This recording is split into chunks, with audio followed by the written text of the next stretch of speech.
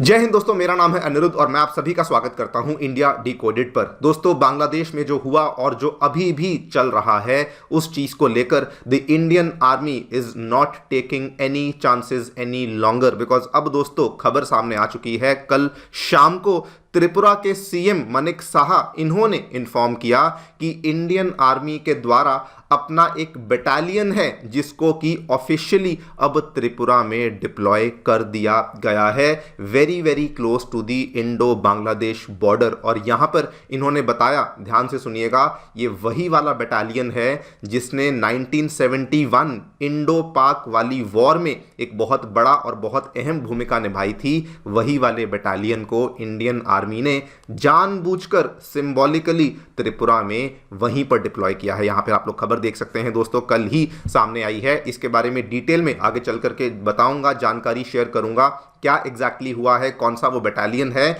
लेकिन इसके साथ में अब दोस्तों भारत में जो शेख हसीना है वो भी इस चीज को लेके शांत नहीं बैठ रही हैं। आज मॉर्निंग में उनका एक इंटरव्यू सामने आया है जिसमें कि उन्होंने खुलेआम वार्निंग दे दी है, मोहम्मद यूनुस को कह दिया है जो जो आप कर रहे हो बहुत बड़ी गलती कर रहे हो। एंड माइंड यू, उन्होंने इस तरीके से वार्निंग दी है, माइंड यू इंडिया ये सारे के सारे कयास को देख रहा है। ये मत सोचना कि इंडिया कुछ करेगा नहीं, इंडिया कोई जवाबी कार्रवाई नहीं करेगा। इन्होंने इंडिया की तरफ से एक खुलेआम वार्निंग दे दी है दैट इंडिया सीज द कयास, और साथ में और भी कई सारी बातें इन्होंने यहाँ पे बताई हैं। लेकिन द बेस्ट पार्ट जो कि शेख हसीना ने अभी किया है, जो ये इंटरव्यू है, उन्होंने पहले ही ये दोस्तों एक ईमेल के द्वारा इंटरव्यू इनके द्वारा किया गया था और उन्होंने उस इंटरव्यू को केवल इंडियन मीडिया हाउसेस को नहीं बल्कि इंटरनेशनल मीडिया हाउसेस को भी जानबूझ के शेयर किया है, सो दैट मोहम्मद यूनुस के ऊपर अंतर्राष्ट्रीय लेवल पर भी प्रेशर बनना शुरू हो सके। और इस चीज़ को लेकर मेरा ये मानना है कि शायद जल्दी हमें आज नहीं तो कल एक दो दिन के अंदर अंदर ये भी देखने को मिलने वाला है। बाय द वे आपको बता दूं, कई सारे लोग जो ये कह रहे थे कि जो बांग्लादेश में ओस्मान हादी ने किया उसका यूनुस के साथ कोई इतना लेना देना नहीं, तो दोस्तों कल जब उस्मान हादी के जनाजे पर यूनुस खुद पहुंचे और वहां पर उन्होंने जाकर के क्या क्या बोला है वो क्लियर कट है कि वो ना केवल उसके सपोर्ट में थे बल्कि उसकी आइडियोलॉजीज को भी वो यहाँ पर सपोर्ट करते थे, समर्थन करते थे। बहुत सारी बातें उन्होंने कल वहाँ पे जाकर के भाषण में दी हैं। वो क्या क्या बातें हैं वो सारी बातें आपके साथ शेयर करूँगा। यहाँ पर आप देखिए, बांग्लादेश के मोहम्मद यूनुस ने कहा कि जो ओस्मान हद्दी कहकर गया था उस चीज़ को फॉलो करेंगे, उसके मंत्रा को फॉलो करेंगे, उसको भूला नहीं जाएगा। ये भी देखिए, will not bow before anyone.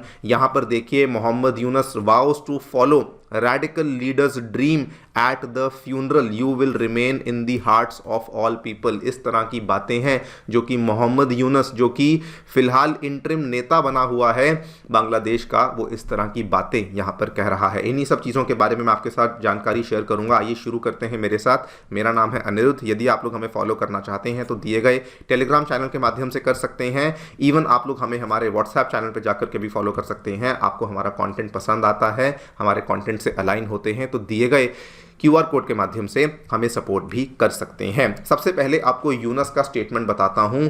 इस इंसान ने कल उस्मान हादी के फ्यूनरल पर क्या क्या बातें यहां पर कही हैं। इन्होंने कहा, we have come to make a promise to you that what you told us, हम उसको फुलफिल करेंगे। This is just the beginning. अभी देखते चलिए क्या क्या कहा। ये सारी की सारी बातें अंग्रेजी में लिखी हुई हैं, लेकिन मैं सिंपल हिंदी में आपको बता देता हूं।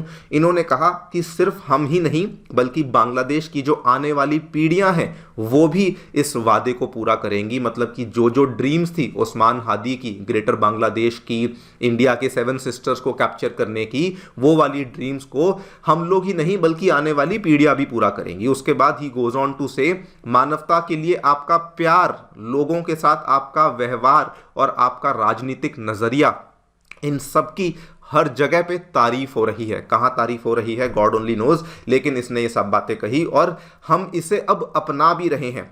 आपने हमें ऐसा मंत्र दिया है जिससे कि ये देश कभी नहीं भूलेगा, ये हमेशा हमारे कानों में गूंजता रहेगा। इस तरह की बातें हैं, it will echo in our ears forever. अभी और सुनिए, जस्ट आपको बहुत ज़्यादा नहीं लेकिन एक और पैराग्राफ जो कि इनकी स्पीच में से था वो आपको बताता हूं।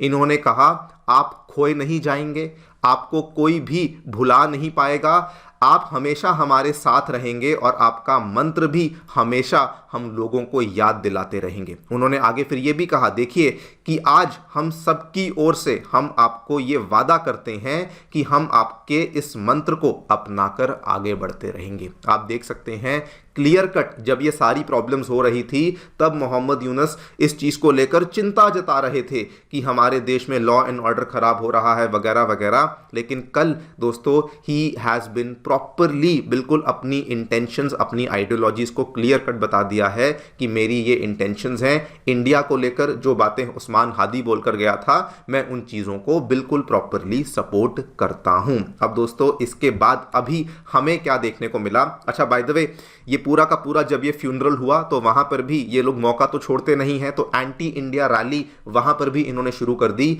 और वहाँ पर अगेन स्लोगन्स आने लगे कि दिल्ली या धाका, दिल्ली या धाका। तो लोग वहाँ पे धाका धाका बोल करके अगेन इन्होंने एंटी इंडिया का जो वहाँ पे सेंटिमेंट बना हुआ है उसको फिर से और ज़्यादा कंटिन्यू करते रहे। लेकिन इस बार दोस्तों बहुत इंटरेस्टिंग क्या हुआ, सबसे पहले शेख हसीना की तरफ से एक हमें स्टेटमेंट देखने को मिला। इन्होंने भी एक बहुत बड़ा इंटरव्यू दिया है, लेकिन इन्होंने उस इंटरव्यू में जो 2-3 प्रमुख बातें हैं वो आपको बता देता हूँ। इन्होंने सबसे पहले कहा कि जो आपने ये कयास मचा रखा है ना बांग्लादेश में, जो भारत के पड़ोस में आपने ये कयास मचा रखा है, इन्होंने कहा कि ध्यान रखिए ये आपका पड़ोसी भारत इसको बहुत ध्यान से देख रहा है। उसके बाद इन्होंने फर्दर चलकर ये वाला जो भी इंटरव्यू था, by the way Indian media के साथ साथ इंटरनेशनल मीडिया को भी शेयर किया, बताया कि इंडिया के खिलाफ जो ये बांग्लादेश में कर रहे हैं, जिस तरीके से लॉलेसनेस फैल रही है, जिस तरीके से माइनॉरिटीज को ट्रीट किया जा रहा है, ये चीजें किसी से भी छुपी नहीं है। आप यहाँ पे फर्दर देखिए,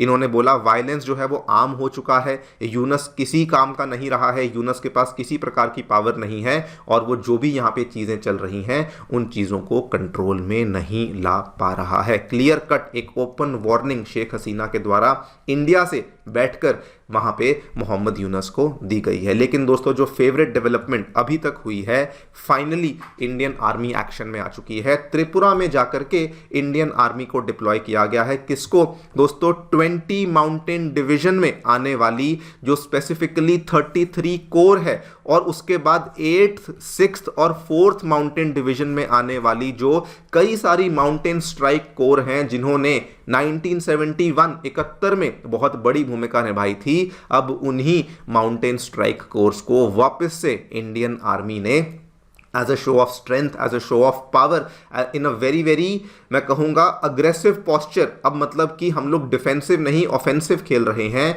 उस तरीके से इन्होंने ये इंडियन आर्मी की कोर को वहाँ पर जानबूझकर डिप्लॉय कर दिया है। आप यहाँ पे देखिए, ये वही वाली कोर है, 71 में इनकी बहुत बड़ी भूमिका थी, मुक्ति बाहिनी को ट्रेन करने में इनकी बहुत बड़ी भूमिका थी और आज उन्हीं लोगों को, उन्हीं सिपाहियों को फिर से इंडियन आर्मी ने त्रिपुरा में डिप्लॉय कर दिया है। मानिक साहा ने भी आश्वासन दिया कि जो लोग ये सोच रहे हैं ना कि कोई भी कदम नहीं लिए जा रहे, तो उन्होंने बताया कि जो जो यहाँ पे हो रहा है मैं उस चीज़ों की जो रिपोर्ट है वो केंद्र सरकार तक पहुंचा रहा हूं, जिसकी वजह से इंडियन आर्मी ने ये वाले स्टेप्स यहाँ पे ले लिए हैं। और साथ में आश्वासन ये भी दिया, ऑपरेशन सिंदूर का भी उन्होंने एक रेफरेंस दिया, कहा कि आर्मी का बॉर्डर पर होना वैसे तो आवश्यक है ही नहीं, क्योंकि आज एक बटन के क्लिक से भी अगर आर्मी कुछ चाहे तो कर सकती है।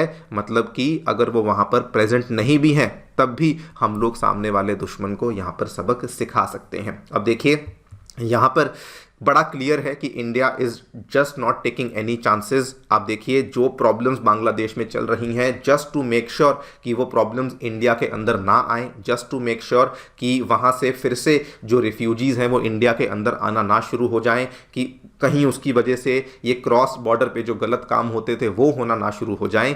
इसीलिए इंडियन आर्मी के द्वारा इन स्टेप्स को लिया गया है। इसके पहले आपने देखा कैसे चिकन नेक कॉरिडोर के पास हमने 3 गैरिसन्स को डिप्लॉय किया, उसके बाद मिजोरम में हमारा चौथा जो बेस था वो भी यहाँ पर बनना शुरू हो चुका है, और अब आप देख लीजिए माउंटेन स्ट्राइक कोर को ऑफिशियली हमने यहाँ पर डिप्लॉय कर दिया है। तो दोस्तों मैसेज बड़ा क्लियर है और सिंबॉलिक है कि 71 में अगर हमने आपको बचाया था, अगर हमने आपको क्रिएट किया था, तो ध्यान रखिए आज भी अगर हम चाहें तो कुछ भी कर सकते हैं। और इसीलिए वही वाले माउंटेन स्ट्राइक कोर को एक बार फिर से बांग्लादेश में डिप्लॉय किया गया है। आगे क्या होगा ओनली टाइम विल टेल, लेकिन एक मैं यहां पर प्रेडिक्शन देना चाहूंगा, शायद मुझे लगता है कि डेफिनेटली ये सच साबित हो सकती है।